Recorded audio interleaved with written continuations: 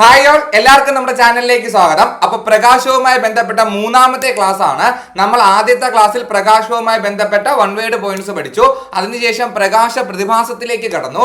അവിടെ നമ്മൾ അപവർത്തനം എന്ന് പറയുന്ന പ്രകാശ പ്രതിഭാസത്തെ പറ്റിയാണ് ആദ്യം പഠിച്ചത്. ഇന്നത്തെ ക്ലാസ്സിൽ നമുക്ക് പൂർണ്ണാന്തരിക പ്രതിഫലനം തൊട്ടുള്ള പ്രകാശ പ്രതിഭാസങ്ങളാണ് നോക്കാൻ വേണ്ടിയുള്ളതാ.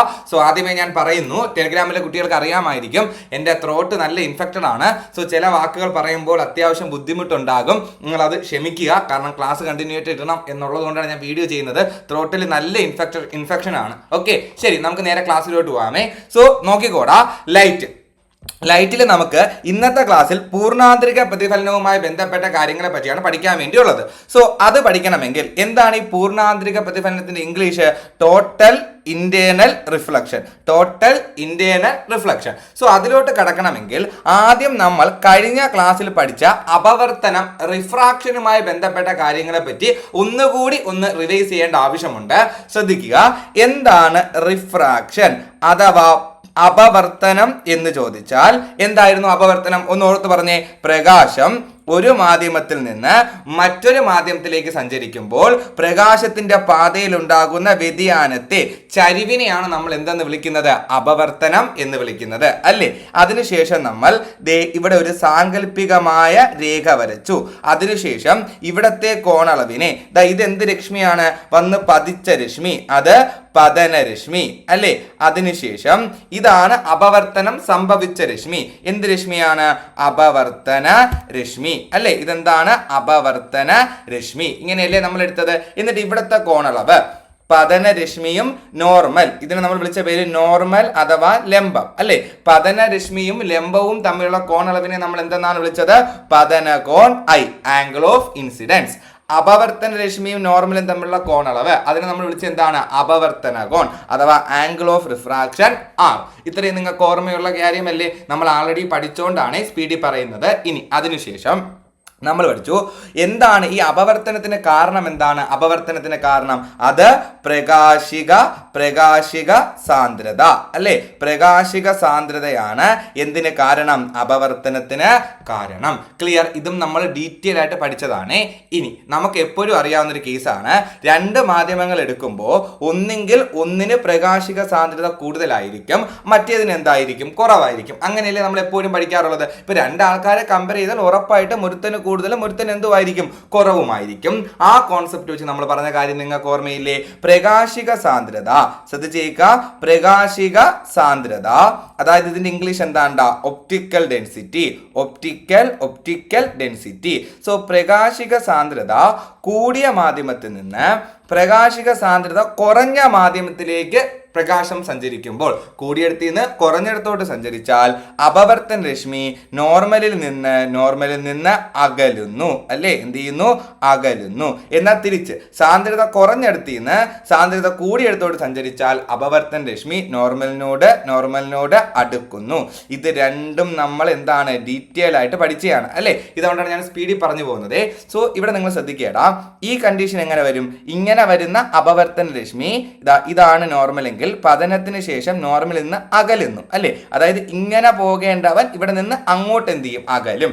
എന്നാൽ ഇവിടുത്തെ കണ്ടീഷൻ എന്താണ്? ഇവിടുത്തെ കണ്ടീഷൻ, ഇവിടെ വരുന്ന പതനരശ്മി അപവർത്തനത്തിന് ശേഷം ഇതാണ് നോർമലെങ്കിൽ നോർമലിനോട് അടുക്കുന്നു, അല്ലേ? അതായത് ഇങ്ങനെ പോകേണ്ടവൻ ഇങ്ങോട്ട് എന്ത് ചെയ്തു? അടുത്തു. ഇത് നമ്മൾ പഠിച്ചതാണ്. അതായത് കൂടിയവന്റെ അടുത്തോട്ട് വന്നാൽ അടുക്കും, കുറഞ്ഞവന്റെ അടുത്തോട്ട് വന്നാൽ എന്ത് ചെയ്യും? അകലും. സിമ്പിളി പഠിച്ച ഓർമ്മയില്ലേ? കൂടിയവന്റെ അടുത്ത് വന്നാൽ അടുക്കും, കുറഞ്ഞവന്റെ അടുത്ത് വന്നാൽ അകലും. അത്രയേ ഉള്ളൂ കോൺസെപ്റ്റ്. ശരി, ഈ കാര്യങ്ങൾ നിങ്ങൾ എന്ത് ചെയ്യുക? മനസ്സിൽ ഓർത്തു വെക്കുക. ക്ലിയർ? അങ്ങനെയാണെന്നുണ്ടെങ്കിൽ നമുക്ക് ഇനി നേരെ എന്തിലോട്ട് പോകാം? പൂർണ്ണാന്തരിക പ്രതിഫലനത്തിലോട്ട് പോവാം. ഈ കാര്യം ഒന്നും കൂടെ പറഞ്ഞാൽ എനിക്ക് അതിൻ്റെ അകത്തോട്ട് കടക്കാൻ വേണ്ടി പറ്റത്തുള്ളൂ. സോ നോക്കിക്കോ, ഇവിടെ നോർമലി ഇതൊക്കെ പിന്നെ പഠിക്കാമേ, ആദ്യം നമ്മുടെ രീതിക്ക് മനസ്സിലാക്കാമേടാ. സോ അങ്ങനെയാണെങ്കിൽ നോക്കിക്കോ, ഇവിടെ ഞാൻ രണ്ട് മാധ്യമത്തെ എടുത്തു. ഇതിൽ ഒരു മാധ്യമം, ഈ മാധ്യമത്തിന് ഇത് സാന്ദ്രത കുറഞ്ഞ മാധ്യമമാണെന്ന് വിചാരിക്കുക. സാന്ദ്രത കുറഞ്ഞ മാധ്യമം. ഇത് സാന്ദ്രത കൂടിയ മാധ്യമമാണെന്ന് വിചാരിക്കുക. ഒരെണ്ണം സാന്ദ്രത കുറഞ്ഞ മാധ്യമമാണ്, ഒരെണ്ണം എന്താണ്? സാന്ദ്രത കൂടിയ മാധ്യമമാണ്. അങ്ങനെയാണെന്നുണ്ടെങ്കിൽ ഞാൻ ആദ്യമേ നോർമൽ വരയ്ക്കുകയാണ്. ഞാൻ എന്ത് വരയ്ക്കുകയാണ്? നോർമൽ, ലംബം. നേരെ ഒരു സാങ്കല്പിക രേഖ വരയ്ക്കുന്നു, അതിൻ്റെ പേരാണ് ലംബം. അങ്ങനെയാണെന്നുണ്ടെങ്കിൽ ഇനി നമ്മുടെ പ്രകാശം വരികയാണ്. ഇതാണ് നമ്മുടെ പ്രകാശം, ഇവിടെ നിന്നാണ് വരുന്നത്. ക്ലിയർ? സോ അപ്പം ഈ വരുന്ന രശ്മി, വന്ന് പതിച്ച രശ്മി, അതിനെ നമ്മൾ എന്തെന്ന് വിളിക്കും? പതന രശ്മി. ക്ലിയർ ആണേ നിങ്ങൾക്ക്? അങ്ങനെയാണെന്നുണ്ടെങ്കിൽ ഈ പതനരശ്മി നോർമലി ഒരു മാധ്യമത്തിൽ നിന്ന് അടുത്തൊരു മാധ്യമത്തിലോട്ട് കടക്കുമ്പോൾ അപവർത്തനം സംഭവിച്ച് ഇങ്ങനെ പോകണം അല്ലേ? അപവർത്തനം സംഭവിക്കണം. സാന്ദ്രത കുറഞ്ഞിടത്തോട്ടല്ലേ വരുന്നത്. അപ്പൊ നോർമലി അകന്ന് ഇങ്ങനെ എന്ത് ചെയ്യണം? പോകണം. ക്ലിയർ? അങ്ങനെ പോകുന്നതിന് പകരം ഇങ്ങനെ പോയി തട്ടി തിരിച്ചു വരുന്നതിനെയാണ് നമ്മൾ പൂർണ്ണാന്തരിക പ്രതിഫലനം എന്ന് വിളിക്കുന്നത്. ക്ലിയർ? സിമ്പിളി പറഞ്ഞിട്ട് ഡീറ്റെയിലോട്ട് പോകാമേ. പോയി തട്ടിയിട്ട് തിരിച്ചു വരുന്നതിനെയാണ് നമ്മൾ എന്തെന്ന് വിളിക്കുന്നത്? പൂർണ്ണാന്തരിക പ്രതിഫലനം എന്നെന്ത് ചെയ്യുന്നത്? പറയുന്നത്. ഓക്കെ അല്ലേ നിങ്ങൾക്ക്? ശരി. അപ്പോ എപ്പോഴാണ് ഇത് അങ്ങോട്ട് പോകാതെ തട്ടി തിരിച്ചു വരുന്നത് എപ്പോഴാണ്? അതാണ് നമുക്ക് നോക്കാനുള്ളത്. ക്ലിയർ അല്ലേ? നോർമലി ഇങ്ങനെ എന്ത് ചെയ്യണം? അപവർത്തനം സംഭവിക്കണം, അപ്പുറത്തോട്ട് പോകണം. പോകാതെ എപ്പോഴാണ് തട്ടി തിരിച്ചു വരുന്നത് എന്നാണ് നമുക്ക് എന്ത് ചെയ്യേണ്ടത്? നോക്കേണ്ടത്. ശരി. അപ്പൊ എപ്പോഴാണ് തിരിച്ചു വരുന്നതെന്ന് വെച്ചാൽ ശ്രദ്ധിച്ചു കേൾക്കുക. രണ്ട് കണ്ടീഷൻസ് ഒരുമിച്ച് വരുമ്പോൾ ഇവൻ അപവർത്തനത്തിന് പകരം അവിടെ എന്ത് ചെയ്യും? അപ്പുറത്തോട്ട് പോവാതെ തട്ടി അതേ മാധ്യമത്തിലോട്ട് തന്നെ എന്ത് ചെയ്യും? തിരിച്ചു വരും. ക്ലിയർ ആണ്? രണ്ട് കണ്ടീഷൻസ് ഒക്കെ പഠിക്കാടാ. രണ്ട് കണ്ടീഷൻസ് ഒരുമിച്ച് വരുമ്പോൾ ഏതെങ്കിലും ഒരെണ്ണം സംഭവിച്ചൊരു കാര്യമില്ലേ, ഞാൻ പറയാൻ പോകുന്ന രണ്ട് കണ്ടീഷനും ഒരുമിച്ച് വരുമ്പോൾ അവിടെ അപ്പുറത്തേക്ക് പോകുന്നതിന് പകരം തട്ടി എന്ത് ചെയ്യും? തിരിച്ചു വരും. അതിനെയാണ് നമ്മൾ പൂർണ്ണാന്തരിക പ്രതിഫലനം എന്ന് പറയുന്നത്. അതേ മാധ്യമത്തിലേക്ക് തന്നെ എന്ത് ചെയ്യും? തട്ടി തിരിച്ച് പ്രതിഫലിക്കും. ക്ലിയർ ആണ്? ശരി. അങ്ങനെയാണെങ്കിൽ ഒന്നാമത്തെ കണ്ടീഷൻ എന്താണ്? അത് ഇത് തന്നെയാണ്. പ്രകാശം സാന്ദ്രത കൂടിയ മാധ്യമത്തിൽ നിന്ന് കുറഞ്ഞ മാധ്യമത്തിലേക്ക് സഞ്ചരിക്കണം. സോ ഒന്നാമത്തെ കണ്ടീഷൻ ഞാൻ എഴുതുന്നു. പ്രകാശം എപ്പോഴും സാന്ദ്രത കൂടിയ മാധ്യമത്തിൽ നിന്നും സാന്ദ്രത കുറഞ്ഞ മാധ്യമത്തിലേക്ക് വേണം എന്ത് ചെയ്യാൻ? സഞ്ചരിക്കാൻ. ക്ലിയർ ആയോ? പ്രകാശം സാന്ദ്രത കുറഞ്ഞെടുത്തിന്ന് കൂടിയെടുത്തോട്ട് പോയാൽ ഒരിക്കലും എന്ത് ചെയ്യില്ല? പൂർണ്ണാന്തരിക പ്രതിഫലനം സംഭവിക്കില്ല. അവിടെ സംഭവിക്കുന്ന അപവർത്തനമായിരിക്കും. ക്ലിയർ ആയോ നിങ്ങൾക്ക്? ഒരു മാധ്യമത്തിൽ നിന്ന് മറ്റൊരു മാധ്യമത്തിലോട്ട് പോകുമ്പോൾ രണ്ട് കാര്യങ്ങൾ സംഭവിക്കാം. ഒന്നെങ്കിൽ അപവർത്തനം സംഭവിക്കാം, അല്ലെങ്കിൽ തട്ടി തിരിച്ചു വരാം, പൂർണ്ണാന്തരിക പ്രതിഫലനം സംഭവിക്കാം. പക്ഷേ ഇതിൽ മനസ്സിലാക്കേണ്ടത് പ്രകാശം സാന്ദ്രത കുറഞ്ഞെടുത്തിന്ന് കൂടിയെടുത്തോട്ടാണ് പോകുന്നതെങ്കിൽ, എപ്പോഴും എന്ത് മാത്രമേ സംഭവിക്കുള്ളൂ? അപവർത്തനം. എന്നാൽ പ്രകാശം സാന്ദ്രത കൂടിയെടുത്തിന്ന് കുറഞ്ഞെടുത്തോട്ട് പോകുമ്പോൾ അവിടെ പൂർണ്ണാന്തരിക പ്രതിഫലനം സംഭവിക്കാം. എന്താണ് ഞാൻ സംഭവിക്കാം എന്ന് പറഞ്ഞത്? എപ്പോഴും പ്രകാശം കൂടിയെടുത്തിന്ന് കുറഞ്ഞെടുത്തോട്ട് പോകുമ്പോൾ പൂർണ്ണാന്തരിക പ്രതിഫലനം സംഭവിക്കുമോ? ഇല്ല. അതിന് രണ്ടാമത്തെ കണ്ടീഷൻ കൂടി വരണം. നമ്മൾ രണ്ട് കണ്ടീഷൻ ഒരുമിച്ച് വരുമ്പോഴല്ലേ. അപ്പൊ രണ്ടാമത്തെ കണ്ടീഷൻ എന്താണെന്ന് വെച്ച് കഴിഞ്ഞാൽ അത് സിമ്പിൾ ആണ്. എന്താന്ന് വെച്ചാൽ പതന കോണ് ക്രിട്ടിക്കൽ ആംഗിളിനേക്കാൾ കൂടുതലാവണം. എന്തിനേക്കാൾ കൂടുതലാവണോടാ? ക്രിട്ടിക്കൽ ആംഗിളിനേക്കാൾ കൂടുതലാവണം. പതന കോണ് കൂടുതലും ക്രിട്ടിക്കൽ ആംഗിൾ എന്തു ആവണം? കുറവും ആവണം. എങ്കിലേ അവിടെ സംഭവിക്കുള്ളൂ. അപ്പൊ നിങ്ങൾ ഡൗട്ട്, സാറേ എന്താണ് ഈ ക്രിട്ടിക്കൽ ആംഗിൾ? എന്താണ് ഈ സംഭവം? നമുക്ക് ഡീറ്റെയിൽ ആയിട്ട് നോക്കാം. നിങ്ങൾ സിമ്പിളി ആലോചിച്ച് നോക്കണം. ഇവിടെ വന്ന് പതിക്കുന്ന പതന കോണിനനുസരിച്ചായിരിക്കും ഇവിടെ ഉണ്ടാകാൻ പോകുന്ന അപവർത്തന കോൺ. സിമ്പിൾ ലോജിക്കല്ലേ?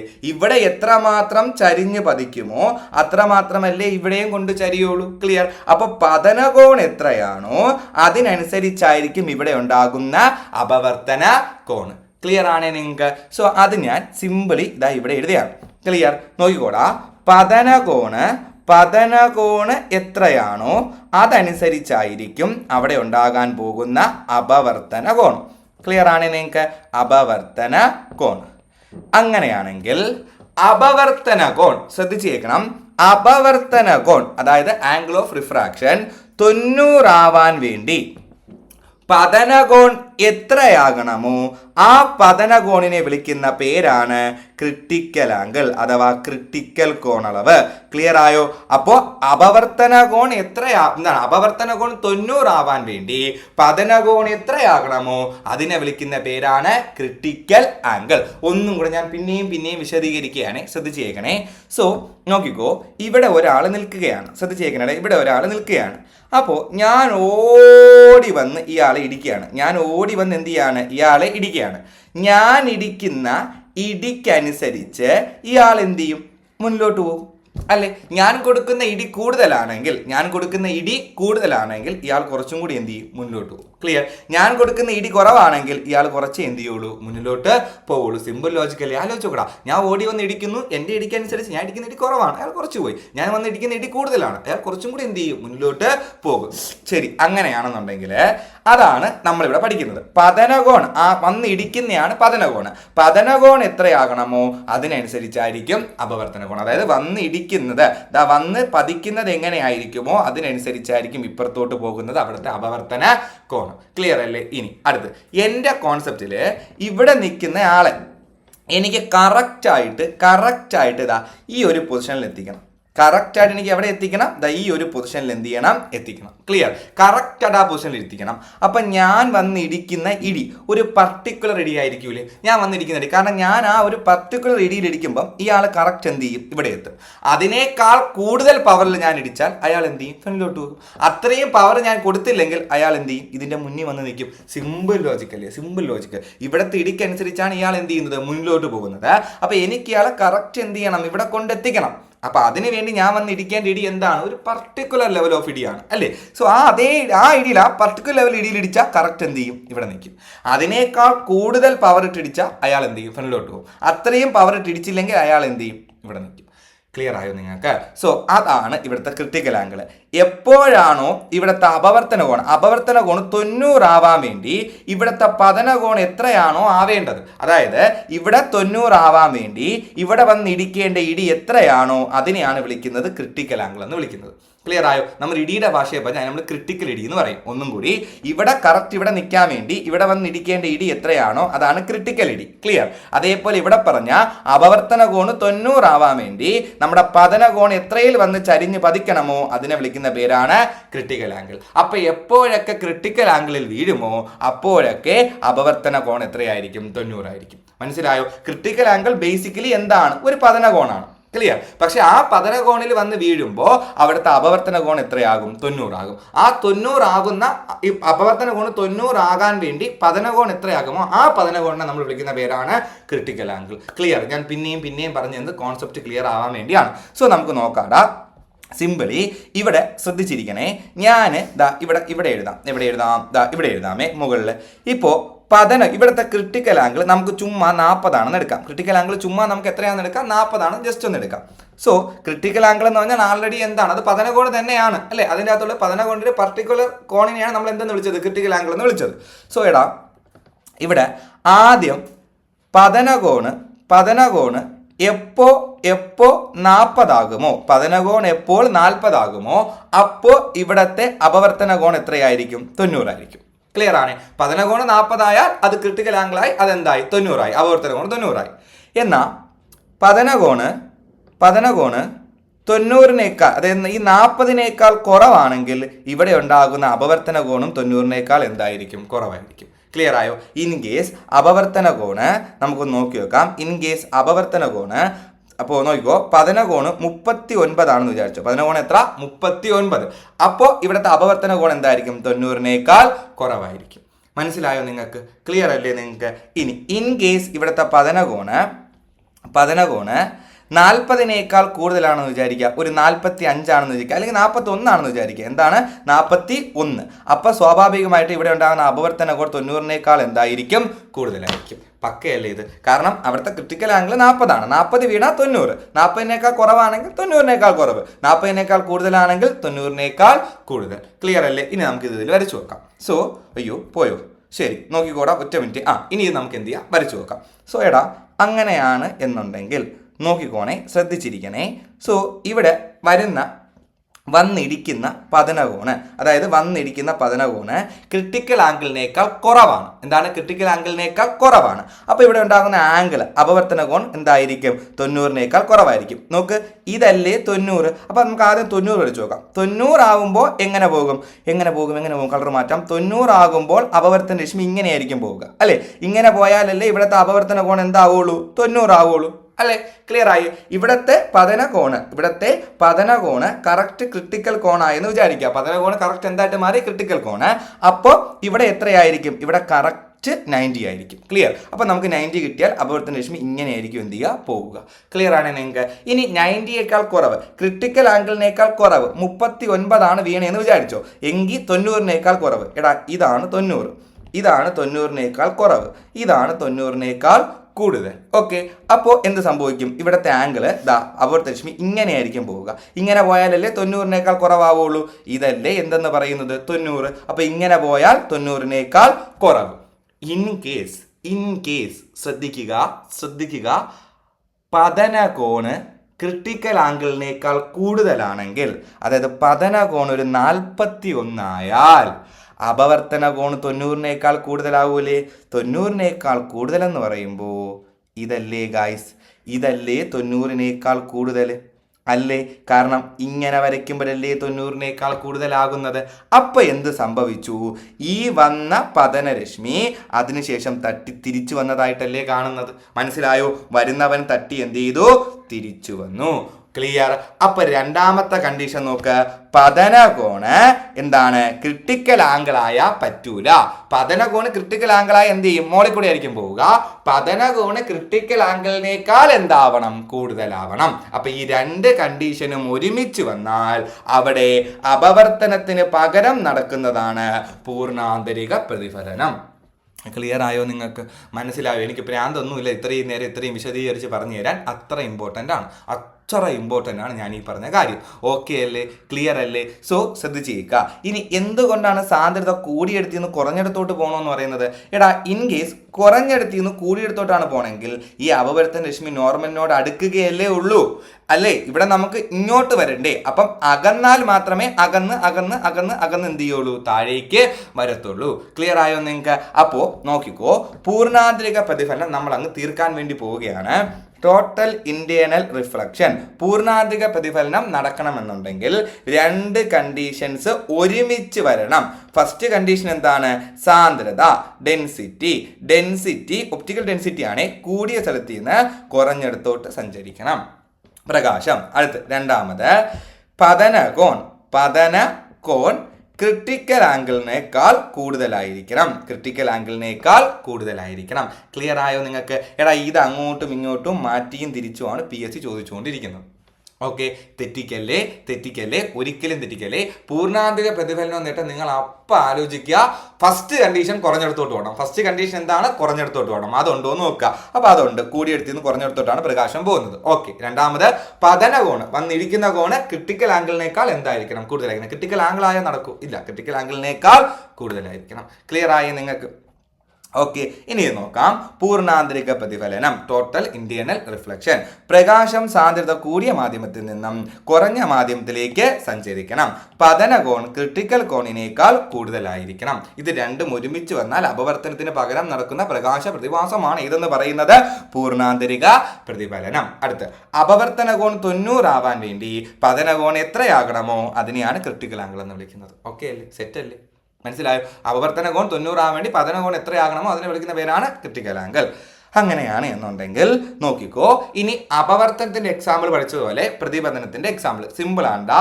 വജ്രത്തിന്റെ തിളക്കത്തിന് കാരണം, അതേപോലെ മരീചിക, ഒപ്റ്റിക്കൽ ഫൈബർ എന്താണെന്ന് നമുക്ക് നോക്കാം. ആദ്യം ഇത് നിങ്ങൾ നോക്കി. അക്വേറിയത്തിന്റെ അടിത്തട്ട് ജലോപരിതലത്തിൽ പ്രതിഫലിക്കുന്നതും പൂർണ്ണാന്തരിക പ്രതിഫലനം മൂലമാണെന്ന് ഇനി വിശദീകരിക്കാമല്ലോ. എന്താണ് നമുക്ക് അവിടെ വേണ്ടത്? അക്വേറിയത്തിന്റെ അടിത്തട്ട് ജലോപരിതലത്തിൽ പ്രതിഫലിക്കുന്നതും എന്ത് കാരണമാണ്? പൂർണ്ണാന്തരിക പ്രതിഫലനം കാരണമാണ്. നിങ്ങൾ സിമ്പിളി ആലോചിച്ച് നോക്കടാ. ഇവിടെ എന്താണ് അവർ ഉദ്ദേശിക്കുന്നത് വെച്ചാൽ ഈ ഫിഷ് ടാങ്കിന്റെ താഴെ നിങ്ങൾ ഈ ഫിഷ് ടാങ്ക് ഇപ്പോൾ ഫോർ എക്സാമ്പിൾ ഞാൻ പറയുകയാണെങ്കിൽ ഒരു ഫിഷ് ടാങ്ക് ആലോചിക്കണേ. ഈ ഫിഷ് ടാങ്കിന്റെ മുകളിൽ എന്തുണ്ട്? ഫിഷ് ടാങ്കിന്റെ അകത്ത് വെള്ളമുണ്ട്. ഈ ഫിഷ് ടാങ്കിന്റെ താഴെ നമ്മൾ കുറെ കല്ലൊക്കെ ഇട്ട് അലങ്കരിച്ച് വെച്ചിരിക്കില്ലേ? ഈ അലങ്കരിച്ച് വെച്ചിരിക്കുന്നതിനെ ഈ ഫിഷ് ടാങ്കിന്റെ മുകളിലെ വെള്ളത്തിൽ ഇതിങ്ങനെ നോക്കിയാൽ നമുക്ക് എന്ത് ചെയ്യാൻ പറ്റും? കാണാൻ വേണ്ടി പറ്റും. ക്ലിയർ? ഇപ്പോൾ ഒന്നും കൂടെ ഞാൻ പറയുന്നത് ശ്രദ്ധിച്ചേക്കുക. എൻ്റെ കയ്യിൽ ഒരു ഫിഷ് ടാങ്ക് ഉണ്ട്. ഇതാണ് എൻ്റെ കയ്യിലെ ഫിഷ് ടാങ്ക്. ഈ ഫിഷ് ടാങ്കിൻ്റെ അടിത്തട്ട് ഞാൻ നന്നായിട്ട് മറ്റേ ചെടിയും ഇതൊക്കെ വെച്ച് എന്ത് ചെയ്യാണ്? അലങ്കരിച്ചിരിക്കുകയാണ്. എന്നിട്ട് ഇതിൻ്റെ അകത്ത് വെള്ളമുണ്ട്. ക്ലിയർ? ഒരാൾ തറയിൽ നിന്നിട്ട് ഇങ്ങനെ ഇവിടെ നോക്കിയാൽ, ഇതിൻ്റെ മുകളിൽ നോക്കിയാൽ കാണാൻ പറ്റില്ല, ഇതിൻ്റെ അടിയിൽ നോക്കിക്കഴിഞ്ഞാൽ ഇതേ തട്ട് പ്രതിഫലിച്ച് നിൽക്കുന്നതിന് നമുക്ക് എന്ത് ചെയ്യാൻ പറ്റും? കാണാൻ വേണ്ടി പറ്റും. മനസ്സിലായോ നിങ്ങൾക്ക്? അതെന്തുകൊണ്ടാണ്? ഈ വരുന്ന പ്രകാശം അകത്തോട്ട് കയറിയിട്ട് ഇതിൽ തട്ടി എന്ത് ചെയ്യുന്നില്ല, തിരിച്ചു പോകുന്നില്ല, ഇവിടെ തന്നെ അങ്ങോട്ടും ഇങ്ങോട്ടും പ്രതിഫലിച്ച് എന്ത് ചെയ്യാണ്, കാണുകയാണ് ചെയ്യുന്നത്. മനസ്സിലായോ നിങ്ങൾക്ക്? ഇത് പക്കാ മനസ്സിലായോ? നിങ്ങളൊരു അക്യൂർത്തി പോയത്, അക്യൂർത്തിലാകുമ്പോൾ ഒരുപാട് ഫിഷ് ടാങ്കുകൾ ഇങ്ങനെ അടുക്കി വെച്ചിട്ടുണ്ട്. അപ്പോൾ നമ്മുടെ മുകളിലുള്ള ഫിഷ് ടാങ്ക് ഇല്ലേ, മുകളിൽ, അതായത് നമ്മുടെ ഹൈറ്റിനേക്കാൾ മുകളിൽ നിൽക്കുന്നത്, അവിടെ നിങ്ങൾ ഇങ്ങനെ നോക്കുന്ന സമയത്ത് ഈ അടിത്തട്ട് മുകളിൽ ഇങ്ങനെ കറക്റ്റായിട്ട് നിങ്ങൾക്ക് വെള്ളത്തിൻ്റെ അടിയിൽ കാണാൻ വേണ്ടി പറ്റും. ഓക്കെ, അപ്പോൾ അക്യൂർത്തിൻ്റെ അടിത്തട്ട് ജലോപരിതലത്തിൽ പ്രതിഫലിച്ച് കാണുന്നതും പൂർണ്ണാന്തരിക പ്രതിഫലനം മൂലമാണെന്ന് ഇനി വിശദീകരിക്കാമല്ലോ എന്ന് വെച്ച് കഴിഞ്ഞാൽ നമ്മൾ എന്ത് മനസ്സിലാക്കുക? അപ്പോൾ ജലോപരിതലത്തിൽ നമ്മുടെ എന്താണ്, അക്യൂർത്തിൻ്റെ അടിത്തട്ട് ജലോപരിതലത്തിൽ പ്രതിഫലിച്ച് കാണുന്നതിന് കാരണം എന്താണ്? പൂർണ്ണാന്തരിക പ്രതിഫലനമാണ്. ക്ലിയർ ആണ്?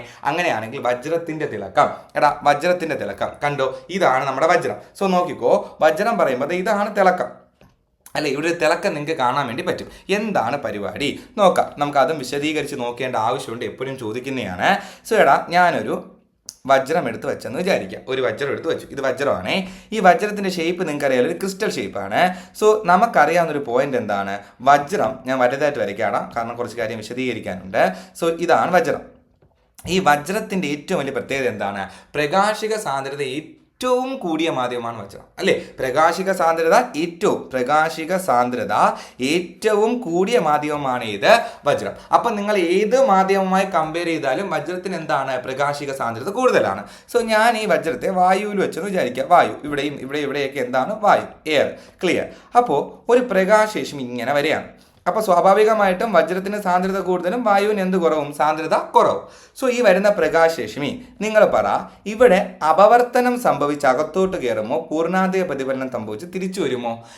നമ്മൾ പൂർണ്ണാന്തരിക പ്രതിഫലനത്തിൽ പഠിച്ച 2 കണ്ടീഷൻ ഒന്ന് ആലോചിച്ച് നോക്ക്. കണ്ടീഷൻ നമ്പർ 1, പ്രകാശം സാന്ദ്രത കൂടിയ മാധ്യമത്തിൽ നിന്ന് കുറഞ്ഞിടത്തോട്ട് സഞ്ചരിക്കണം. രണ്ടാമത്തെ കണ്ടീഷൻ, പതനകോണ് എന്തിനേക്കാൾ കൂടുതലാവണം, ക്രിട്ടിക്കൽ ആംഗിളിനേക്കാൾ കൂടുതലാവണം. ഇവിടെ നോക്ക്, കുറഞ്ഞിടത്തിൽ നിന്ന് കൂടിയെടുത്തോട്ടല്ലേ പോകുന്നത്, അപ്പോൾ സംഭവിക്കുമോ? അപ്പോൾ കുറഞ്ഞിടത്തിൽ നിന്ന് കൂടിയെടുത്തോട്ട് പോയാൽ അപവർത്തനമല്ലേ സംഭവിക്കുകയുള്ളൂ, എന്ത് സംഭവിക്കില്ല, പൂർണ്ണാന്തരിക പ്രതിഫലനം സംഭവിക്കില്ല.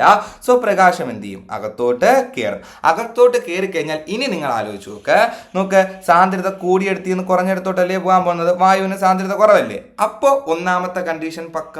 ക്ലിയർ? അതായി. രണ്ടാമത്തെ കണ്ടീഷൻ, പതനകോൺ ക്രിട്ടിക്കൽ ആംഗിളിനേക്കാൾ എന്താവണം, കൂടുതലാവണം. പതനകോണ് ക്രിട്ടിക്കൽ ആംഗിളിനേക്കാൾ കൂടുതലാവണം. അതും നടക്കും. സോ അതും ആ കണ്ടീഷൻ വരുമ്പോൾ ഈ കയറുന്ന പ്രകാശത്തിനൊന്നും പുറത്തു പോകാൻ പറ്റില്ല. ഈ കയറുന്ന പ്രകാശമെല്ലാം ഇതിൻ്റെ അകത്ത് തന്നെ ഇങ്ങനെ തട്ടി റിഫ്ലക്ട് ചെയ്ത് നിൽക്കും. ക്ലിയർ ആണ്? എന്നിട്ടാണ് വജ്രത്തിൻ്റെ ഷേപ്പിൻ്റെ പ്രത്യേകത.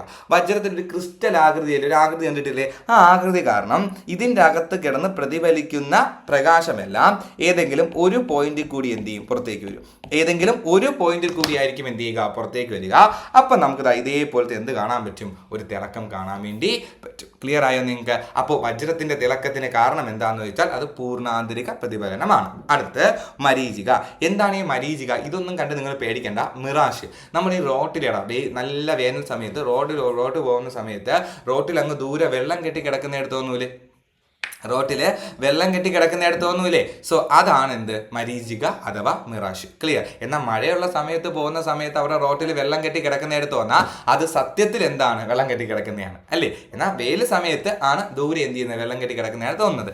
മോഹൻലാലിന്റെ രാവണപ്രഭു സിനിമയില്ലേ, ലാലേട്ടന്റെ രാവണപ്രഭു സിനിമ, അതിൽ ലാലേട്ടന്റെ ഇൻട്രോ സീനില്ലേ, ആ സീനിൽ നിങ്ങൾക്ക് ഈ മിറാഷ് കറക്റ്റായിട്ട് എന്ത് ചെയ്യാൻ പറ്റും, കാണാൻ വേണ്ടി പറ്റും. ഓക്കെ, ശരി. അങ്ങനെയാണെന്നുണ്ടെങ്കിൽ അതും കഴിഞ്ഞു. മരീചികയ്ക്ക് കാരണം എന്താണ്, പൂർണ്ണാന്തരിക പ്രതിഫലനം. ഇനി ശ്രദ്ധിക്കുക, ഇൻ കേസ് മരീചിക ചോദിക്കുമ്പോൾ പൂർണ്ണാന്തരിക പ്രതിഫലനം ഓപ്ഷനിൽ ഇല്ലെങ്കിൽ എഴുതാതെ വരരുത്. നിങ്ങൾ എന്തെഴുതണം, അപവർത്തനം എന്ന് എഴുതണം. ഇൻ കേസ് പൂർണ്ണാന്തരിക പ്രതിഫലനം ഇല്ലെങ്കിൽ നിങ്ങൾ എന്തെഴുതണം, അപവർത്തനം എന്ന് എഴുതി വെക്കണം. മനസ്സിലായോ നിങ്ങൾക്ക്? കാരണം ഇതിൻ്റെ അകത്ത് അപവർത്തനവും വരുന്നുണ്ട്. പക്ഷേ NCERT ടെക്സ്റ്റ് ബുക്കിലെ +2 റേ ഒപ്റ്റിക്സ് എന്നൊരു ചാപ്റ്റർ ഉണ്ട്, അതിൻ്റെ അകത്ത് കറക്റ്റായിട്ട് മരീചിക ടോട്ടൽ ഇൻറ്റേർണൽ റിഫ്ലക്ഷൻ തന്നെയാണ് പറയുന്നത്. ഇൻ കേസ് PSC ഒരിക്കൽ എപ്പോഴോ ചോദിച്ചപ്പോൾ, എപ്പോഴാണെന്ന് എനിക്ക് ഓർമ്മയില്ല, PVQ നോക്കാം, ഒരിക്കൽ ചോദിച്ചപ്പോൾ അവിടെ ഇത് മരീചിക തന്നിട്ട് അപവർത്തനമായിരുന്നു ഒന്ന് ഉത്തരമായി കൊടുത്തിരുന്നത്. പക്ഷേ സത്യത്തിൽ അത് എന്താണ്, പൂർണ്ണാന്തരിക പ്രതിഫലനം. അപ്പോൾ നിങ്ങൾ പൂർണ്ണാന്തരിക പ്രതിഫലനം എഴുതുക. ഇൻ കേസ് ഓപ്ഷനിൽ ഇല്ലെങ്കിൽ എന്തെഴുതുക, അപവർത്തനം എഴുതുക. ക്ലിയർ ആണ് നിങ്ങൾക്ക്? ശരി. അങ്ങനെയാണെങ്കിൽ അടുത്തത് ഫൈബർ ഒപ്റ്റിക് അഥവാ ഒപ്റ്റിക്കൽ ഫൈബർ. നമുക്കറിയാം ഒപ്റ്റിക്കൽ ഫൈബറിന്റെ പിതാവ് നരേന്ദ്ര സിംഗ് ഗബാനി എന്നൊക്കെ നിങ്ങൾ പഠിച്ചിട്ടുണ്ട്. സോ ഇവിടെ ഫൈബർ ഒപ്റ്റിക് എന്ന് പറയുമ്പോൾ ഒപ്റ്റിക്കൽ ഫൈബർ എന്ന് പറഞ്ഞു കഴിഞ്ഞാൽ അതിൻ്റെ അകത്ത് നടക്കുന്നതും ഏതാണ്, പ്രകാശ പ്രതിഭാസം ഏതാണെന്ന് വെച്ചാൽ അതും നമ്മുടെ പൂർണ്ണാന്തരിക പ്രതിഫലനമാണ്. എന്താണെന്നറിയാമോടാ? ഒന്നുമില്ലടാ. ഇതാണ് ആ ഒപ്റ്റിക്കൽ ഫൈബറിന്റെ ട്യൂബ്. ഇതിൻ്റെ അകത്ത് ഇങ്ങനെ പ്രകാശം അങ്ങോട്ടും ഇങ്ങോട്ടും റിഫ്ലക്ട് ചെയ്താണ് എന്ത് ചെയ്യുന്നത്, പോകുന്നത്. ക്ലിയർ? പുറത്തോട്ട് പോകില്ല, ഒന്നും പുറത്തോട്ട് പോകില്ല. ഇതിൻ്റെ അകത്ത് കിടന്ന് തന്നെ ഇങ്ങനെ എന്ത് ചെയ്യും, റിഫ്ലക്ട് ചെയ്ത് പോകും. ഇതാണ് ടോട്ടൽ ഇന്റേണൽ റിഫ്ലക്ഷൻ. ഏത്? ഫൈബർ ഒപ്റ്റിക്സിലെ. ഇനി ഫൈബർ ഒപ്റ്റിക്സ് ആണ് നമ്മൾ എൻഡോസ്കോപ്പിയിൽ ഉപയോഗിക്കുന്നത്. നിങ്ങൾ കേട്ടിട്ടുണ്ടോ എൻഡോസ്കോപ്പി? ഈ അൾസറൊക്കെ ആയിട്ട് പോകുന്ന സമയത്ത് മറ്റേ ബാക്കിയകത്തൊരു ട്യൂബ് ഇറക്കി ഫോട്ടോയ്ക്ക് എടുക്കുന്ന പരിപാടിയില്ലേ, അതാണ് എൻഡോസ്കോപ്പി. എന്താണ്? ഈ ട്യൂബിൻ്റെ അറ്റത്ത് ഒരു ക്യാമറ വെച്ചേക്കും. ഈ ക്യാമറ വെച്ചിട്ടാണ് നമ്മൾ ഫോട്ടോ എടുക്കുന്നത്. എടാ, ഇതിൻ്റെ അകത്ത് ഇരുട്ടല്ലേ, വയറ്റിൻ്റെ അകത്ത് ഇരുട്ടല്ലേ, അപ്പോൾ ഇത് ഇറക്കുമ്പോൾ നല്ല പ്രകാശം വേണ്ടേ? സോ അപ്പോൾ അതുകൊണ്ട് തന്നെ ഇതിൻ്റെ അകത്ത് നമ്മൾ ഈ ഉപയോഗിക്കുന്ന കുഴലില്ലേ, അത് ഫൈബർ ഒപ്റ്റിക്സ് ആണ്. ക്ലിയർ? നമ്മൾ ഫൈബർ ഒപ്റ്റിക്സിൽ ഉപയോഗിക്കുന്ന കുഴലില്ലേ, അതാണ് എൻഡോസ്കോപ്പിയിൽ ഉപയോഗിക്കുന്നത്. അപ്പോൾ എൻഡോസ്കോപ്പി ചോദിച്ചു കഴിഞ്ഞാൽ എൻഡോസ്കോപ്പി എന്ത് സംഭവിക്കും, ഈ കുഴലിൽ കൂടെ ബീം ഓഫ് ലൈറ്റ് ആയിരിക്കും ഇവിടെ എന്ത് ചെയ്യുക, വീഴുക. അപ്പോൾ നന്നായിട്ട് എന്തെടുക്കാൻ പറ്റും, ഫോട്ടോ എടുക്കാൻ വേണ്ടി പറ്റും, നല്ല പ്രകാശം കിട്ടും ഇതിൻ്റെ അകത്ത്. ക്ലിയർ? സോ അപ്പം എൻഡോസ്കോപ്പിയിൽ ഉപയോഗിക്കുന്ന പ്രകാശ പ്രതിഭാസം ഏതെന്ന് എങ്ങനെ ചോദിച്ചാൽ അതും ഏതാണ്, പൂർണ്ണാന്തരിക പ്രതിഫലനമാണ്. ക്ലിയർ ആയോ? ഫൈബർ ഒപ്റ്റിക്സിലാണ് സംഭവം, കാരണം ഫൈബർ ഒപ്റ്റിക്സ് ആണ് എൻഡോസ്കോപ്പിയിൽ വരുന്നത്. സോ അതുകൊണ്ട് എൻഡോസ്കോപ്പി എന്ന് ചോദിച്ചാലോ ഫൈബർ ഒപ്റ്റിക്സ് എന്ന് ചോദിച്ചാലും ഒക്കെ അത് എന്താണ്, പൂർണ്ണാന്തിക പ്രതിഫലനമാണ്. അപ്പോൾ പൂർണ്ണാന്തിക പ്രതിഫലനത്തിന്റെ 3 എക്സാമ്പിൾ നമുക്ക് നമ്മളിവിടെ വെച്ചിട്ടുണ്ട്. പ്രധാനപ്പെട്ട 3 ഇതാണ്. ഇതും ചോദിക്കുക, SCERT ആണ്. സോ ഇതിനോടൊപ്പം നിങ്ങൾ ഫൈബർ ഒപ്റ്റിക്സ് എൻഡോസ്കോപ്പി കൂടി എന്ത് ചെയ്യുക, ഓർത്തു വയ്ക്കുക. ക്ലിയർ ആണ്? അപ്പോൾ ഇത്രയുമാണ് പൂർണ്ണാന്തിക പ്രതിഫലനവുമായി ബന്ധപ്പെട്ട് പഠിക്കാൻ വേണ്ടിയുള്ളത്. ഞാനിവിടെ നിർത്തുന്നില്ല. നമുക്ക് ഇതോടൊപ്പം പ്രകീർണനവും കൂടി പഠിക്കേണ്ട ആവശ്യമുണ്ടോ, ഇല്ലെങ്കിൽ കയ്യിൽ നിന്ന് പോകും. അത് അത്ര ഇമ്പോർട്ടൻ്റ് ടോപ്പിക്കാണ്. സോ ഇതിനോടൊപ്പം ചേർത്ത് പഠിക്കണേ. അപ്പോൾ നമുക്ക് അപവർത്തനവും അറിയാം, പൂർണ്ണാന്തിക പ്രതിഫലനവും അറിയാം. സോ അത് വെച്ച് നമുക്ക് പ്രകീർണനവും മഴവില്ലിൻ്റെ ഫോർമേഷനും നമുക്ക് എന്ത് ചെയ്യാം, നോക്കാം. സോ എന്താണ് ഈ പ്രകീർണനം? ഡിസ്പേർഷൻ ഓഫ് ലൈറ്റിനെയാണ് നമ്മൾ എന്തെന്ന് പറയുന്നത്. നോക്ക്, ഞാനിവിടെ എഴുതാമേ, നിങ്ങൾക്ക് കാണാൻ പറ്റുന്നുണ്ടെന്നാണ് എൻ്റെ ഒരു വിശ്വാസം. നോക്കിക്കോ, ഡിസ്പേർഷൻ ഓഫ് ലൈറ്റ്, പ്രകീർണനം എന്ന് പറയുന്നത്. സോ നമുക്ക് ഇതിലോട്ട് വരാം. നേരത്തെ പോലെ കാര്യം നോക്കാടാ. നിങ്ങൾക്ക് കേൾക്കാൻ പറ്റുന്നുണ്ട് എന്നാണ് എൻ്റെ ഒരു വിശ്വാസം. ഇൻ കേസ് സൗണ്ട് കുറവാണെങ്കിൽ ഹെഡ്സെറ്റ് ഉപയോഗിക്കടാ. എനിക്ക് അധികം നല്ല പെയിൻ ഉണ്ട് എന്ന് വെച്ചാൽ നാക്കിലൊക്കെയാണ് ഈ മറ്റേ ഈ വാപ്പുണ്ണു പോലത്തെ ആ കുരുവൊക്കെ വന്നിരിക്കുന്നത്. അപ്പോൾ നാക്ക് ഇങ്ങനെ ട്വിസ്റ്റ് ആക്കുമ്പോൾ നല്ല പെയിൻ ഉണ്ട്. സോ അപ്പോൾ എൻ്റെ സൗണ്ട് ഓവറായിട്ട് എനിക്ക് എടുക്കാൻ വേണ്ടി പറ്റത്തില്ല. സോ ഇൻ കേസ് നിങ്ങൾക്ക് കേട്ടൂടാ എന്നുണ്ടെങ്കിൽ നിങ്ങൾ എന്ത് ചെയ്യുക, ദയവ് ചെയ്ത് ഈ ക്ലാസ്സിന് ഹെഡ്സെറ്റ് ഉപയോഗിക്കണേ. സോ അപ്പോൾ അങ്ങനെയാണെന്നുണ്ടെങ്കിൽ നോക്കിക്കോ നമ്മൾ പറഞ്ഞു വന്നത് ഡിസ്പേർഷൻ. എന്താണ് ഡിസ്പേർഷൻ എന്ന് വെച്ചാൽ ഫസ്റ്റ് സമന്വിത പ്രകാശം എന്താണെന്ന് മനസ്സിലാക്കുക. ക്ലിയർ? എന്താണ് കോമ്പോസിറ്റ് ലൈറ്റ്? സമന്വിത പ്രകാശം. ഒന്നിൽ കൂടുതൽ പ്രകാശങ്ങൾ ചേർന്ന് വരുന്നതാണ് സമന്വിത പ്രകാശം. ക്ലിയർ? For example sunlight. നമുക്കറിയാം സൺലൈറ്റിൻ്റെ അകത്ത് 7 നിറങ്ങളുണ്ട്, വിബ്ജിയോർ അല്ലേ. ഇത് എല്ലാം കൂടെ കൂടിച്ചേർന്ന് സൂര്യനിൽ നിന്ന് വരുമ്പോൾ ആ പ്രകാശത്തെ നമ്മൾ വിളിക്കുന്ന പേരാണ് സമന്വിത പ്രകാശം. സോ ഞാനിവിടെ ഒരു സമന്വിത പ്രകാശം വരയ്ക്കുകയാണ്. സോ ഇതാണ് എൻ്റെ സമന്വിത പ്രകാശം.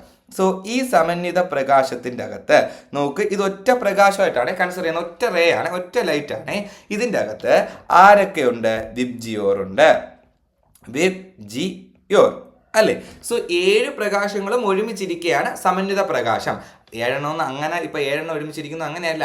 ഒന്നിൽ കൂടുതൽ നിറങ്ങൾ അല്ലെങ്കിൽ ഒന്നിൽ കൂടുതൽ പ്രകാശങ്ങൾ ഒരുമിച്ച് വരുന്നതാണ് സമന്വിത പ്രകാശം. അത്രയേ ഉള്ളൂ. ഞാൻ എക്സാമ്പിളായിട്ട് സൺലൈറ്റ് പറഞ്ഞുകൊണ്ട് വിബ്ജിയോർ പറഞ്ഞതേ ഉള്ളൂ. ശരി, അങ്ങനെയാണെങ്കിൽ അടുത്ത് ഈ സമന്വിത പ്രകാശം ഇവന്റെ ഘടകവർണ്ണങ്ങളായി മാറുന്നത്. എന്താണ് ഘടകവർണ്ണം? ഇതിൻ്റെ അകത്തുള്ള വർണ്ണങ്ങളെ അല്ലെങ്കിൽ ഇതിൻ്റെ അകത്തുള്ള പ്രകാശങ്ങളെ വിളിക്കുന്ന പേരാണ് ഘടക പ്രകാശങ്ങൾ അഥവാ ഘടകവർണ്ണങ്ങൾ.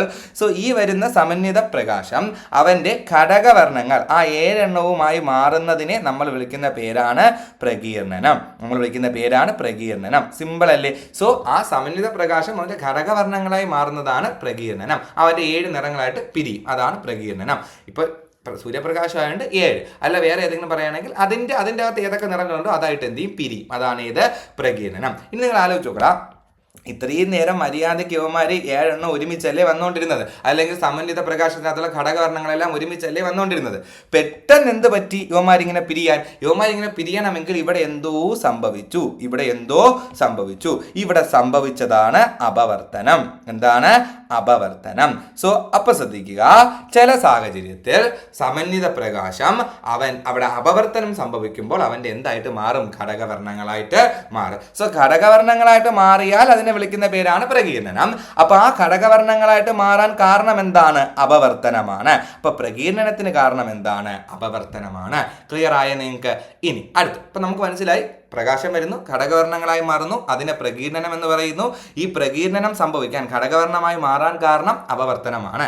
ക്ലിയർ? ഇനി അപവർത്തനം സംഭവിച്ചപ്പോൾ എന്തുകൊണ്ട് പ്രകീർണനം സംഭവിച്ചു, എന്തുകൊണ്ട് ഇവൻ ഘടകവർണ്ണമായി മാറിയെന്ന് ചോദിച്ചാൽ അതിന് കാരണം ഈ 7 ആൾക്കാർക്കും 7 വേവ് ലെങ്ത് അല്ലേ, ഓരോ ആൾക്കാർക്കും ഓരോ വേവ് ലെങ്ത് അല്ലേ ഗൈസ്, ഓരോ ആൾക്കാർക്കും ഓരോ വേവ് ലെങ്ത് ആണ് അല്ലേ, വ്യത്യസ്ത തരംഗദൈർഘ്യമല്ലേ. സോ തരംഗദൈർഘ്യം നിങ്ങൾ അവിടെ പഠിക്കേണ്ട ഒരു കോൺസെപ്റ്റ് ഉണ്ട്. നിങ്ങൾ പഠിക്കൂലേ ഇങ്ങനെ വിബ്ജിയോർ എന്നെഴുതിയിട്ട് ഇങ്ങോട്ട് വരച്ചിട്ട് ഇങ്ങോട്ട് പോയാൽ തരംഗദൈർഘ്യം ലാംഡ എന്ന ലെറ്റർ കൊണ്ടാണ് സൂചിപ്പിക്കുന്നത്. ഇതാണ് ലാംഡ. അപ്പൊ തരംഗദൈർഘ്യം കൂടും. ഏറ്റവും കൂടുതൽ തരംഗദൈർഘ്യം കൂടിയ ആളാണ് ആര്? റെഡ്. അതേപോലെ നിങ്ങൾ പഠിക്കുക, തരംഗദൈർഘ്യം കൂടിയാൽ വ്യതിയാനം കുറയും. തരംഗദൈർഘ്യം കൂടിയാൽ ചരിയുന്നതാണ് വ്യതിയാനം. ആ ചരിയുന്നത് എന്ത് ചെയ്യും? കുറയും. നിങ്ങൾ വിസരണവും കുറയുമെന്ന് പഠിക്കും, അത് കുറച്ച് കഴിഞ്ഞ് പഠിച്ച് നമുക്ക് എല്ലാം കൂടെ ഒന്നിപ്പിക്കാടാ. ഇവിടെ പഠിക്കുക, തരംഗദൈർഘ്യം കൂടിയാൽ ചരിയുന്നത്, വ്യതിയാനം കുറവായിരിക്കും. സോ ഓരോ തരംഗദൈർഘ്യമുള്ള ആൾക്കാർക്കും ഓരോ വേവ് ലെങ്ത് ഉള്ള ആൾക്കാർക്കും ഓരോ വ്യതിയാനമായിരിക്കും ഉണ്ടായിരിക്കുക, ഓരോ രീതിക്കായിരിക്കും എന്ത് ചെയ്യുക? ചരിയുക. ക്ലിയർ ആയോ? അപ്പൊ 7 പേരിങ്ങനെ ഒരുമിച്ച് വരികയാണ്. പെട്ടെന്ന് അപവർത്തനം സംഭവിക്കുമ്പോൾ ഓരോരുത്തരും ഓരോ രീതിക്കായിരിക്കും എന്ത് ചെയ്യുക? ചരിയുക. അങ്ങനെ ഓരോ രീതിക്ക് ചരിയുമ്പോൾ അവന്മാർ 7 വർണ്ണങ്ങളായിട്ട് എന്ത് ചെയ്യും? പിരിയും. ക്ലിയർ? ഇനി ഞാൻ വേറെ എക്സാമ്പിൾ പറയാം. ഇപ്പം നമ്മളെല്ലാവരും കൂടി ഒരു ട്രിപ്പ് പോവുകയാണെന്ന് വിചാരിക്കുക. അങ്ങനെ നമ്മൾ ട്രിപ്പ് പോയിക്കൊണ്ടിരിക്കുമ്പോൾ ഒരു പ്രശ്നം ഉണ്ടായി. അപ്പം നമ്മൾ എല്ലാ ആൾക്കാരും ഓരോ രീതിക്കായിരിക്കും റിയാക്ട് ചെയ്യുന്നത്, അത്രയേ ഉള്ളൂ. അതേപോലെ ഇവിടെ പ്രകാശം അപവർത്തനം സംഭവിച്ച് പിരിഞ്ഞ സമയത്ത് അവന്മാർക്ക് ഓരോ വേവ് ലെങ്ത് അല്ലേ, അപ്പം അവർ ഓരോ രീതിക്ക് എന്ത് ചെയ്യാൻ തുടങ്ങി? ചരിയാൻ വേണ്ടി തുടങ്ങി. സോ ഇവിടെ വേവ് ലെങ്ത് കൂടിയാൽ വ്യതിയാനം എന്ത് ചെയ്യും? കുറയും. അപ്പോൾ മുകളിൽ ഏതായിരിക്കും? റെഡ് ആയിരിക്കും. കാരണം റെഡ് കുറച്ചേ എന്ത് ചെയ്യുള്ളൂ? ചരിയുള്ളൂ. എന്നാൽ വേവ് ലെങ്ത് ഏറ്റവും കുറവാർക്കാണ്? വയലറ്റിനല്ലേ അല്ലേ. സോ അതുകൊണ്ട് വയലറ്റ് നന്നായിട്ട് എന്ത് ചെയ്യും? ചരിയും. സോ ഏറ്റവും താഴെ മുകളിൽ എന്തായിരിക്കും? റെഡും, താഴെ വയലറ്റും ആയിരിക്കും. ക്ലിയർ ആയോ നിങ്ങൾക്ക്? ഇനി ഈ പരിപാടി ഞാനിതിനെ ഒരു പ്രിസത്തിൽ കൂടെ കടത്തി വിട്ടാലും ഇവൻ്റെ 7 ഘടകവർണ്ണങ്ങളായിട്ട് എന്ത് ചെയ്യും? പിരിയും. സോ അവനെ നമ്മൾ കറക്റ്റായിട്ട് ഒരു ഭിത്തിയിൽ ഇങ്ങനെ പ്രദർശിപ്പിച്ചെടുത്തെന്ന് വിചാരിച്ചു, ഭിത്തിയിൽ ഇങ്ങനെ പതിപ്പിച്ചെടുത്തെന്ന് വിചാരിച്ചു. അതിനെ നമ്മൾ വിളിക്കുന്ന പേരാണ് വിസിബിൾ സ്പെക്ട്രം. അഥവാ വർണ്ണരാജി എന്ന് പറയും. എന്താണ്? വർണ്ണരാജി. ക്രമമായിട്ട് ഓർഡറായിട്ട് നല്ല കറക്റ്റായിട്ട് പ്രകാശം ഇങ്ങനെ പതിഞ്ഞ് കാണുന്നതാണ് വിസിബിൾ സ്പെക്ട്രം. അപ്പോൾ അതിൽ ഇപ്പോൾ നമ്മളിപ്പോൾ നോക്കിക്കഴിഞ്ഞാൽ മുകളിൽ റെഡും താഴെ ഏതുമായിരിക്കും? വയലറ്റും ആയിരിക്കും. ക്ലിയർ ആയോ നിങ്ങൾക്ക്? സ്പെക്ട്രത്തെ പറ്റി റേഡിയോ വേവ്സ്, ഗാമാ റേസ്, അതേപോലെ എന്താണ് ഇൻഫ്രാറെഡ്, നല്ല പേരുണ്ടാ, gamma rays, UV rays, infrared rays, ഇതൊക്കെ നമുക്ക് എന്ത് ചെയ്യാം? പഠിക്കാം. സോ ഞാൻ പറഞ്ഞ അതിനെ വിസിബിൾ സ്പെക്ട്രം, അത് സ്പെക്ട്രം, ഇലക്ട്രോമാഗ്നറ്റിക് സ്പെക്ട്രം, ഇത് വിസിബിൾ സ്പെക്ട്രം, കാണാൻ പറ്റുന്ന സാധനങ്ങളെ പറ്റിയാണ് ഞാൻ എന്ത് ചെയ്തത്? പറഞ്ഞത്. ഓക്കെ അല്ലേ നിങ്ങൾക്ക്? ഇനി നമുക്ക് നോക്കാം. ഒന്നിൽ കൂടുതൽ വർണ്ണങ്ങൾ സംയോജിച്ചുണ്ടാകുന്ന പ്രകാശമാണ് സമന്വിത പ്രകാശം. ഞാൻ പറഞ്ഞില്ലേ ഒരു കുറേ എണ്ണം ഉള്ളത്. സമന്വിത പ്രകാശം അതിന്റെ ഘടകവർണ്ണങ്ങളായി വേർതിരിയുന്ന പ്രതിഭാസമാണ് പ്രകീർണനം.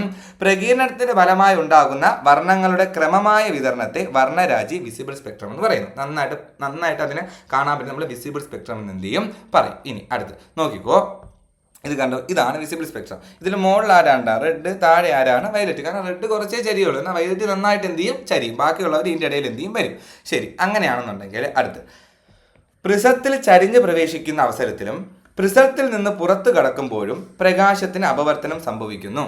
പ്രകാശം എന്ത് ചെയ്യും? അപവർത്തനം. കാരണം എന്താണ്? ഇവിടെ നോക്ക്, ഇതിൻ്റെ അകത്തോട്ട് വരുമ്പോൾ ഇവിടെ എത്തുമ്പോൾ ഇത് വായു, ഇതും വായു അല്ലേ സാർ? ശരി, ഇതും വായു. പക്ഷേ ഇതിൻ്റെ അകത്ത് ഇവിടെ ഗ്ലാസ് എന്നൊരു മാധ്യമമല്ലേ, മാധ്യമം മാറി, അപവർത്തനം സംഭവിച്ചു. നേരെ അവൻ്റെ ഘടകവർണ്ണമായിട്ട് എന്ത് ചെയ്യും? പിരിഞ്ഞു. അടുത്ത ഇവൻ പ്രിസത്തിൽ നിന്ന് പുറത്തോട്ട് ഇറങ്ങാൻ പോവുകയാണ്. അവിടെ പിന്നെയും ഗ്ലാസ് അല്ലേ, അപ്പോഴും അപവർത്തനം സംഭവിക്കും, ഘടകവർണ്ണമായിട്ട് തന്നെ എന്ത് ചെയ്യും? നിൽക്കും. സോ നോക്കിക്കോ, പ്രിസത്തിൽ ചരിഞ്ഞ് പ്രവേശിക്കുന്ന അവസരത്തിലും പ്രിസത്തിൽ നിന്ന് പുറത്ത് കടക്കുമ്പോഴും പ്രകാശത്തിന് അപവർത്തനം സംഭവിക്കുന്നു. വ്യതിയാനത്തിന്റെ അളവ് തരംഗദൈർഘ്യത്തെ ആശ്രയിച്ചിരിക്കുന്നതിനാൽ വ്യത്യസ്ത അളവുകളിൽ വർണ്ണങ്ങൾക്ക് വ്യതിയാനം സംഭവിക്കുന്നതാണ് പ്രകീർണനത്തിന് കാരണം. ക്ലിയർ അല്ലേ? അതല്ലേ ഞാൻ പറഞ്ഞത്. സോ നോക്ക്, വ്യതിയാനത്തിന്റെ അളവ് തരംഗദൈർഘ്യത്തെ ആശ്രയിച്ചിരിക്കുന്നതിനാൽ വ്യത്യസ്ത അളവുകളിൽ വർണ്ണങ്ങൾക്ക് വ്യതിയാനം സംഭവിക്കുന്നതാണ് പ്രകീർണനത്തിന് കാരണം. ക്ലിയർ? എന്നെ നോക്ക്, ഞാൻ കൺക്ലൂഡ് ചെയ്യാൻ പോവുകയാണ്. സോ പ്രകീർണനം എന്ന് വെച്ചാൽ ടോപ്പിക് ക്ലാസ് അല്ലടാ, ഈ കുറച്ച് കാര്യങ്ങൾ നോക്കിക്കോ. പ്രകീർണനം, സമന്വിത പ്രകാശം. നോക്ക്, ഒന്നിൽ കൂടുതലുള്ള പ്രകാശം. സമന്വിത പ്രകാശം അവന്റെ ഘടകവർണ്ണങ്ങളായി മാറുന്നതിനെ വിളിക്കുന്ന പേരാണ് പ്രകീർണനം. എന്തുകൊണ്ട് ഘടകവർണ്ണങ്ങളായി മാറി? ഇവിടെ അപവർത്തനം സംഭവിച്ചു. സോ പ്രകീർണനത്തിന് കാരണം എന്താണ്? അപവർത്തനം. അപവർത്തനം സംഭവിച്ചപ്പോൾ എന്തുകൊണ്ട് ഇവൻ ഘടകവർണ്ണങ്ങളായി മാറി? സോ കാരണം ഇതിലെ ഓരോ ആൾക്കാർക്കും വ്യത്യസ്ത വേവ് ലെങ്ത് ആണ്, തരംഗദൈർഘ്യമാണ്. സോ അതിന് തരംഗദൈർഘ്യം മാറുന്നതനുസരിച്ച് അതിന്റെ വ്യതിയാനത്തിന്റെ അളവും മാറും. വേവ് ലെങ്ത് കൂടിയാൽ വ്യതിയാനം കുറയും. മനസ്സിലായോ? ക്ലിയർ. ഏറ്റവും കുറവ് വ്യതിയാനം സംഭവിക്കുന്ന റെഡിനും ഏറ്റവും കൂടുതൽ വ്യതിയാനം സംഭവിക്കുന്ന വയലറ്റിനുമാണ്. ക്ലിയർ ആണ് നിങ്ങൾക്ക്? അങ്ങനെയാണെങ്കിൽ ഞാൻ ഒരു കാര്യം ചോദിക്കട്ടെ, ഞാൻ ഡയറക്റ്റ് ആയിട്ട് പറയുകയാണേ. നോക്ക്, നമ്മളെടുത്ത് ഇനി നമ്മൾ മഞ്ഞ, നീല, പച്ചയൊക്കെ പഠിക്കുന്ന സമയത്ത് നമ്മൾ വർണ്ണങ്ങൾ പഠിക്കുമ്പോൾ നിങ്ങളോട് ചോദിക്കും മഞ്ഞ പ്രകാശത്തിന് എന്ത് സംഭവിച്ചു? വ്യതിയാനം സംഭവിച്ചു. സോ മഞ്ഞ അതിൻ്റെ ഘടകവർണ്ണമായി മാറും എന്ന് പറയുമ്പോൾ ഏത് താഴെ കിട്ടും, ഏത് മോളിൽ കിട്ടും എന്നൊക്കെ ചോദിച്ചു കഴിഞ്ഞാൽ നിങ്ങൾ മനസ്സിലാക്കുക, അവിടെയും നിങ്ങൾ തരംഗദൈർഘ്യമാണ് ആശ്രയിക്കേണ്ടത്. തരംഗദൈർഘ്യം കുറഞ്ഞവൻ നമ്മളിപ്പം പഠിക്കൂല, വർണ്ണങ്ങളിൽ ഡീറ്റെയിൽ ആയിട്ട് പഠിക്കുകയുള്ളൂ. ജസ്റ്റ് കേൾക്കുക. തരംഗദൈർഘ്യം കുറഞ്ഞവൻ നന്നായിട്ട് വ്യതിയാനം സംഭവിക്കും. തരംഗദൈർഘ്യം കൂടിയവന് കുറച്ച് എന്ത് ചെയ്യുള്ളൂ? വ്യതിയാനം സംഭവിക്കുകയുള്ളൂ. ഇത് ഞാനിപ്പോൾ ഫുള്ളായിട്ട് പറയുന്നില്ല, ജസ്റ്റ് ഒരു ഹിന്റ് തന്നെയാണ്. നമ്മുടെ വർണ്ണങ്ങളിലായിരിക്കും ഇത് പക്കയായിട്ട് പഠിക്കുന്നത്. സോ ചരിഞ്ഞെന്ന് പറഞ്ഞാൽ ഒരു 3-4 പ്രകാശം വന്നിട്ട് അവന്മാർ കയറിയിട്ട് പ്രകീർണനം സംഭവിച്ചു. ചരിഞ്ഞെന്ന് പറഞ്ഞു കഴിഞ്ഞാൽ ഒന്നും നോക്കല്, തരംഗദൈർഘ്യം കൂടിയവൻ കുറച്ചേ ചരിയുള്ളൂ, കുറഞ്ഞവൻ നന്നായിട്ട് എന്ത് ചെയ്യും? ചരി. പക്ക. ശരി, അങ്ങനെയാണെങ്കിൽ നമുക്കിനി വീക്ഷണ സ്ഥിരത കൂടി നോക്കാം. എന്താണ് വീക്ഷണ സ്ഥിരത? ഒരു സാധനം നമ്മൾ കണ്ട നമ്മുടെ കണ്ണിൽ അത് 1/16 സെക്കൻഡ്, നമ്മുടെ കണ്ണിൽ 1/16 സെക്കൻഡ് അതെന്ത് ചെയ്യും? തങ്ങി നിൽക്കും. ക്ലിയർ ആണ്? എന്തെങ്കിലും ഒരു സാധനം നമ്മൾ കണ്ട അത് 1/16 സെക്കൻഡ് നമ്മുടെ കണ്ണിൽ എന്ത് ചെയ്യും? തങ്ങി നിൽക്കും. ക്ലിയർ? ഓക്കെ. ഈ 1/16 സെക്കൻഡ് കഴിഞ്ഞിട്ട് അടുത്തൊരു സാധനം വീണാൽ നമുക്ക് കറക്റ്റായിട്ട് കാണാൻ പറ്റും. ക്ലിയർ? എന്നാൽ ഈ 1/16 സെക്കൻഡിൽ ഒരുപാട് സാധനം അറ്റ് എ ടൈം വീണാൽ ഇതെല്ലാം കൂടെ കൂടിക്കലർന്ന ഒരു പ്രത്യേക രീതിക്കായിരിക്കും നമ്മൾ കേൾക്കുക, കാണുക. ഓക്കെ. ഇതേപോലെയാണ് കാതിൻ്റെ കേസ്. നമുക്ക് കേൾവിയിൽ പഠിക്കാം, ശബ്ദത്തിൽ പഠിക്കാം. കാതിൻ്റെ എന്താണ് സ്ഥിരത എന്ന് വെച്ചാൽ അത് 1/10 ആണ്. ഈ 1/10 ഒരുപാട് ശബ്ദം വന്ന് വീണാൽ നമുക്കൊരു മുഴക്കമായിരിക്കും കേൾക്കുക. നമുക്കത് വിടാം. ഇവിടെ പ്രകാശത്തിലോട്ട് വരാം.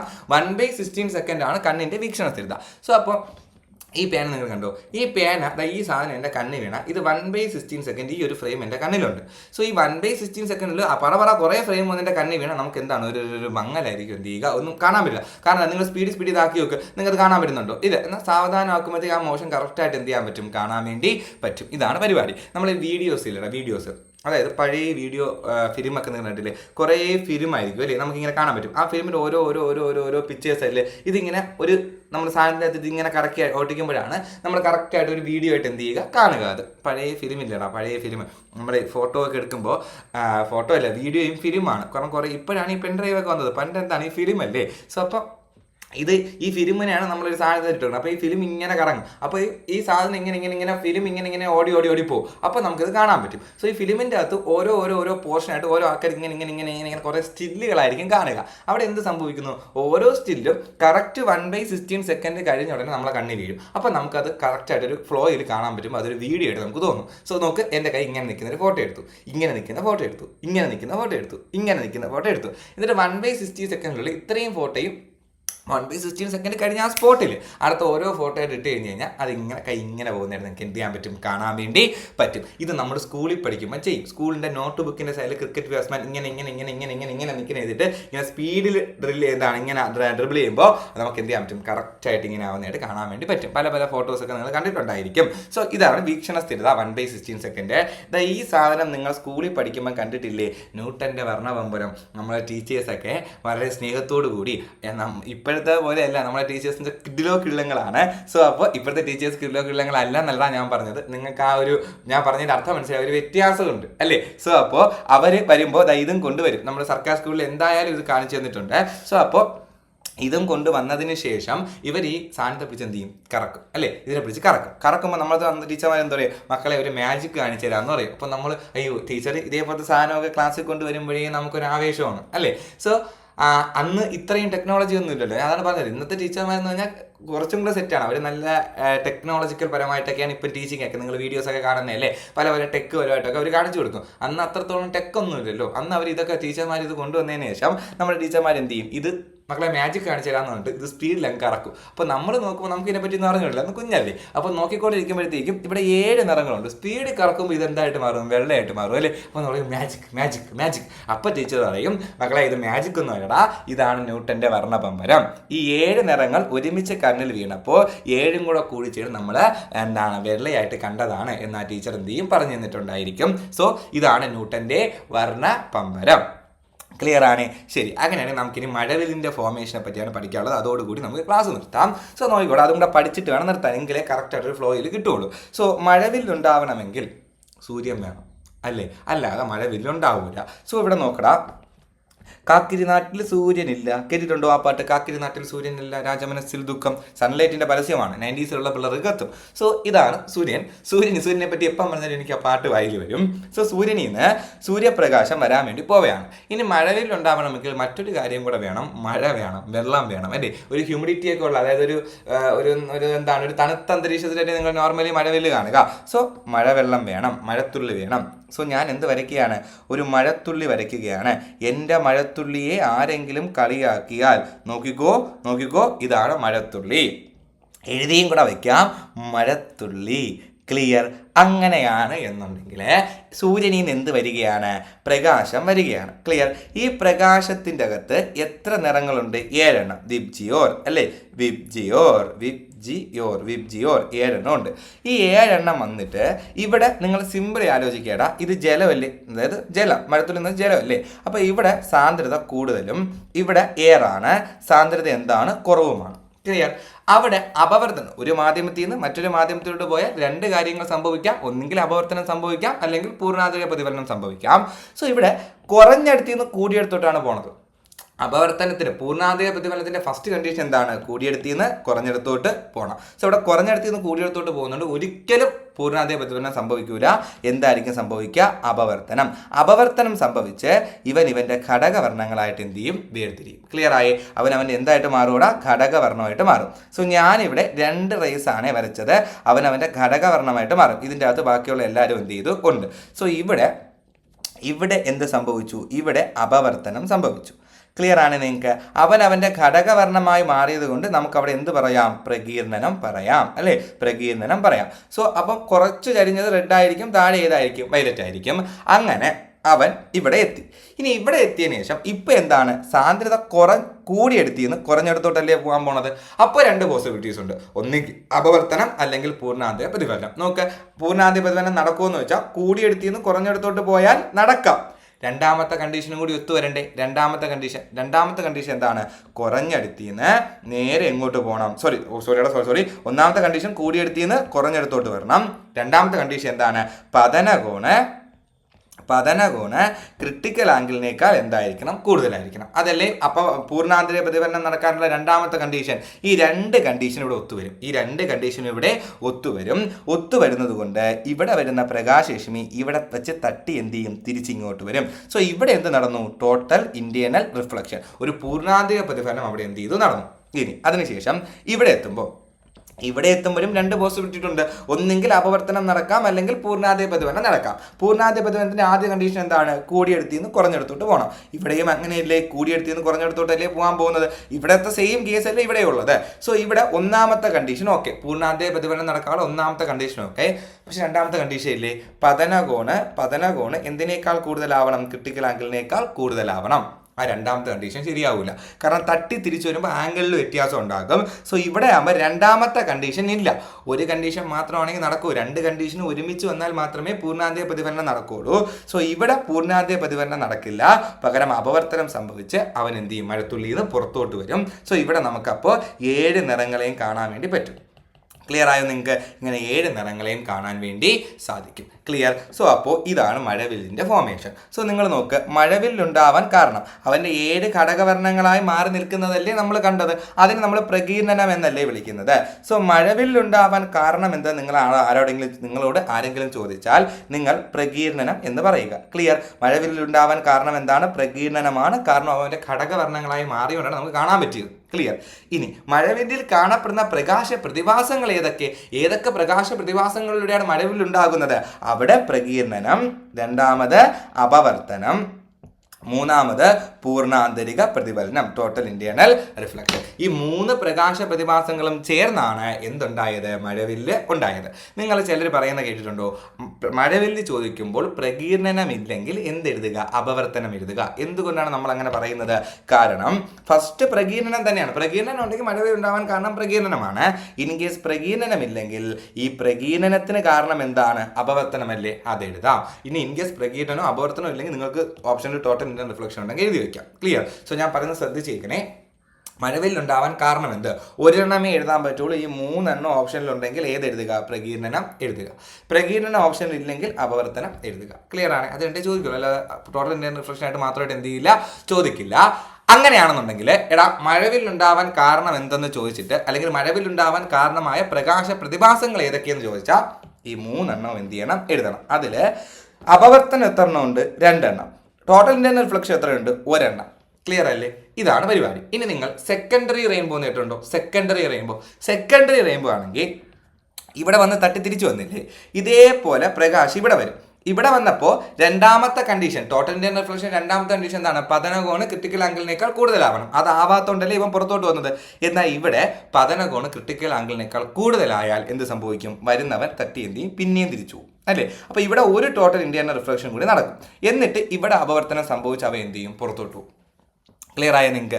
ഇതാണ് സെക്കൻഡറി റെയിൻബോ. അതായത് നോർമൽ റെയിൻബോ കാണുന്നതിന്റെ പുറകിലായിരിക്കും എന്ത്? സെക്കൻഡറി റെയിൻബോ കുറച്ച് മങ്ങിയതായിരിക്കും. കാരണം 2 പ്രാവശ്യം തട്ടിയിട്ടല്ലേ തിരിച്ചു വന്നത്. അപ്പോൾ മങ്ങിയതായിട്ടായിരിക്കും. സോ സെക്കൻഡറി റെയിൻബോയെ പറ്റി വലുതായിട്ട് പഠിക്കാനില്ല. നമുക്ക് ഡിഗ്രി ലെവൽ ക്ലാസ്സുകൾ ചെയ്യുമ്പോൾ അതിനെപ്പറ്റി വിശദീകരിച്ച് പഠിക്കാം. സോ സെക്കൻഡറി റെയിൻബോ പറയുമ്പോൾ സെക്കൻഡറി റെയിൻബോ ആണ് എന്നുണ്ടെങ്കിൽ അവിടെ എന്താണ്? റിഫ്രാക്ഷൻ, അപവർത്തനം എത്ര എണ്ണമാണ്? അപവർത്തനം അത് 2 തന്നെയാണ്. കാരണം അകത്ത് കയറുമ്പോഴും ഒരു അപവർത്തനം, പുറത്തോട്ട് പോകുമ്പോഴും ഒരു അപവർത്തനം. എന്നാൽ ടോട്ടൽ ഇന്റേണൽ റിഫ്ലക്ഷൻ എത്ര എണ്ണം കാണും? 2. ക്ലിയർ ആയി? കാരണം എന്താണ്? ഇവിടെയും ഒരെണ്ണമുണ്ട്, അതേപോലെ ഇവിടെയും ഒരെണ്ണം കാണും സെക്കൻഡറി ആണെങ്കിൽ. സോ ശ്രദ്ധിച്ച് കേൾക്കിയടാ. എന്താന്ന് വെച്ച് കഴിഞ്ഞാൽ നോർമൽ സാധാരണ പ്രൈമറി റെയിൻബോ ആണെങ്കിൽ 2 അപവർത്തനം, 1 total internal reflection. Secondary rainbow ആണെങ്കിൽ 2 അപവർത്തനം, കയറുമ്പോഴും ഇറങ്ങുമ്പോഴും 2 ടോട്ടൽ ഇന്റേണൽ റിഫ്ലക്ഷൻ കൂടി കാണും. സെക്കൻഡറി റെയിൻബോയെ പറ്റി ഡീറ്റെയിൽ ആയിട്ട് നമുക്ക് പിന്നീട് എന്ത് ചെയ്യാം? പഠിക്കാം. ശരി, അങ്ങനെയാണെങ്കിൽ ഇത്രയും കാര്യം മനസ്സിലായില്ലേ? ഇനി ബേസിക്കലി ഒരു കാര്യം ചോദിക്കാം. മഴവിൽ ഉണ്ടാവണമെങ്കിൽ, അല്ലെങ്കിൽ മഴവിൽ ഉണ്ടാകുന്നത് സൂര്യന്റെ എതിർ ദിശയിലാണ്.